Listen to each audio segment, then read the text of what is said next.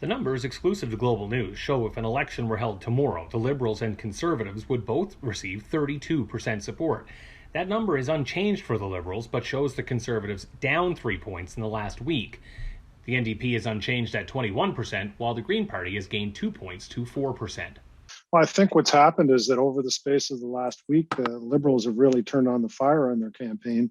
And we've seen the Prime Minister get out there and be really aggressive about what he sees that the country will lose as a result of electing a party other than the Liberal Party to govern the country.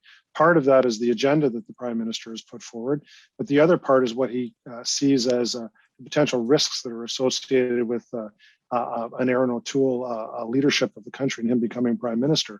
And I think you're seeing some of the reaction to that. But yes, definitely a neck and neck race right down to the end. So what they're doing is they're focusing on things like women's access to choose abortion if they need to, firearms, things that are related to vaccines like mandatory vaccines. Really trying to push the conservatives into a corner in which they would be painted as being more extreme. So that's really heightening the risk that's associated with voting conservative. It's a negative type of campaigning, but we've seen it in the past and it's effective. What we've seen in our polling since the beginning of this campaign is the fluctuations in support have been really minor. The Liberals started off with a little bit of a lead. They lost it by the second week. They were tied at the midpoint of the campaign. The Conservatives have a little bit of a lead.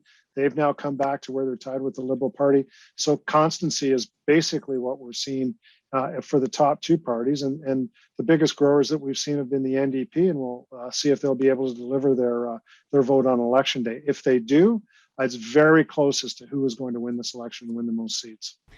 There continue to be very close races in several vote-rich provinces. In Ontario, the Liberals have a slight lead over the Tories, while in Quebec, the Liberals and Bloc are in a dead heat.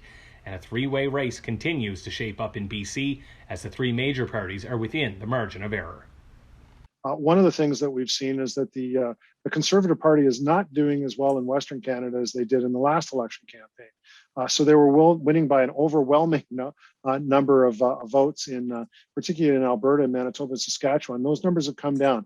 The Tories are still going to do really well in those provinces, but their overall vote support has come down. Ontario, the Conservatives are hanging on, and we've seen that the Liberals have come back from what they did in the last election campaign. The last election, they won by 9 points over the Conservatives in Ontario. They're down to leading by only 4 right now. Most of that support actually going over to the NDP. So the NDP is splitting votes for the Conservative Party in Ontario. We've seen the Bloc Québécois come back a little bit through the course of the election campaign, but we've also seen the Conservative Party go up in the province of Quebec. So very interesting changes that we're seeing at the regional level that aren't necessarily reflected in the national results.